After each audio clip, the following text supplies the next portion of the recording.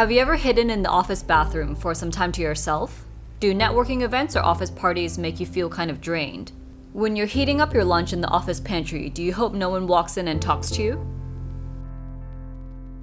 As someone who is and has always been more on the introverted side, these are all things I experienced working in a corporate environment as a lawyer for over 6 years. A lot of workplaces are designed around extroversion, whether it's the rise of open concept offices or the normalcy of things like team presentations or weekly work drinks or group retreats. As someone who's introverted, these things are not unenjoyable, but participating does require me to use more of my energy than I would have to if I were more extroverted, and I do get tired and want to finish up faster. These things are fixtures of many workplaces though, and they do add value in bringing social cohesion to the workplace. And unless you work by yourself entirely remotely, your day-to-day work environment probably also involves interacting with various people that you don't necessarily know that well, whether it's clients or colleagues.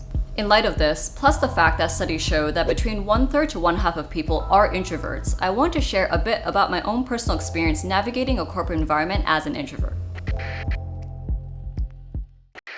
Now, just a few things before I go further. Because there is a lot of debate surrounding how to define introversion and extroversion, for the sake of simplicity and for the purposes of this video, I'm going to broadly define introversion as follows. Having the tendency to prefer or be more comfortable with less external stimuli, such as noise or people or lights or even experiences. A pretty common example used to distinguish between introverts and extroverts is whether socializing, especially in large groups or with a lot of new people, drains them of energy or gives them energy. People who find this gives them energy tend to be extroverted, whereas people who find this draining tend to be introverted.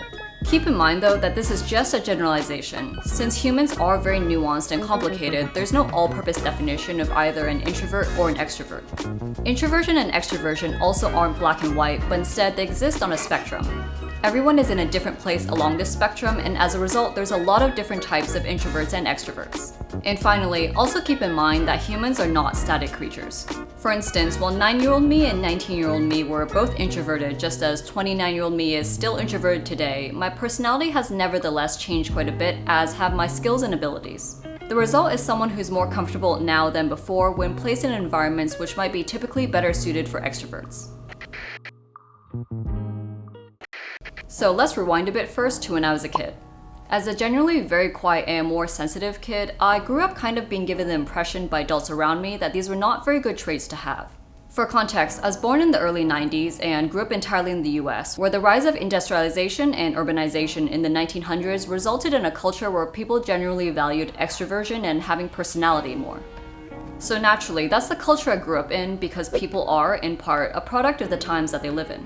I'm not saying this kind of culture doesn't exist elsewhere too, but this is just a reflection on my own experience, and I think understanding background does help inform where certain behaviors or attitudes come from.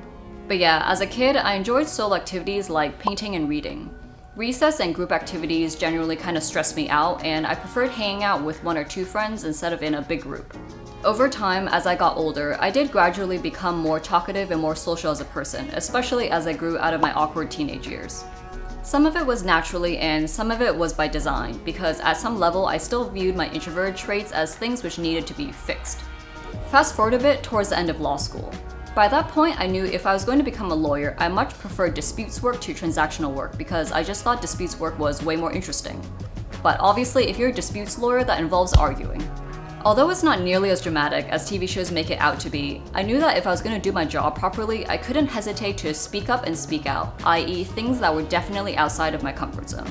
So even though I was really uncomfortable, and I mean really uncomfortable, I went and pursued some activities which would make me have to practice essentially speaking to people. In particular, in my last year of law school, I went and picked up a job working as part-time floor staff at a popular bar in Hong Kong.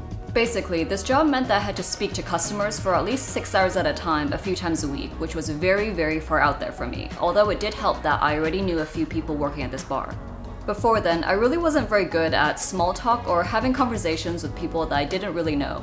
I even had to write out lines of how I would start conversations with customers and memorize them. But over time, I did get better at it and it became less uncomfortable, and after a while, I no longer even had to refer to those lines that I wrote out.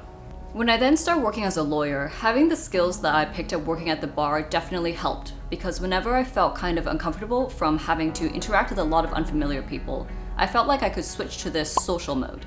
But the difference was that I now worked full-time in an office with other people all day. I was frequently talking to clients or other lawyers, and there were always activities like work drinks or dinners. Since I was both new and really junior, I felt the pressure to participate as much as possible because of course I wanted to fit in with my colleagues and get along with them. But at the same time, I frequently found myself feeling a bit overwhelmed. My social battery now had to be switched on for at least 9 hours a day, 5 days a week, on top of doing my work.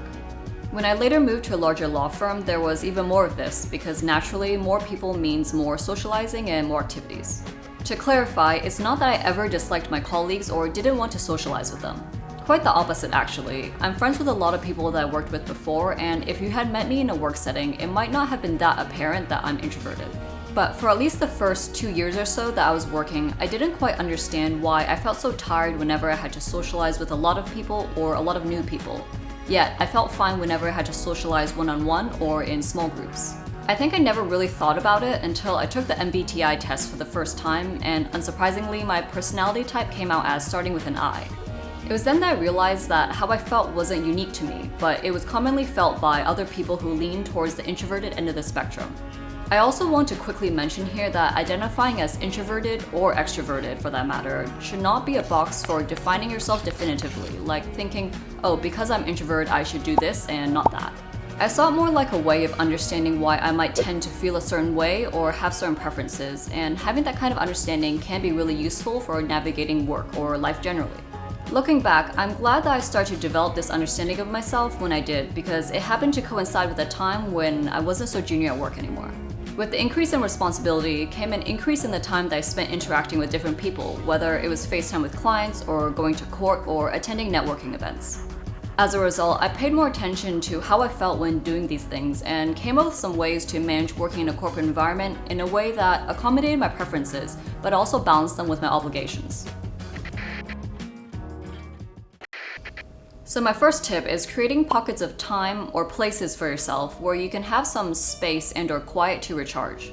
This can be a physical space, like the office bathroom that I mentioned at the beginning of this video, or my personal favorite, which was going for short walks during my lunch break.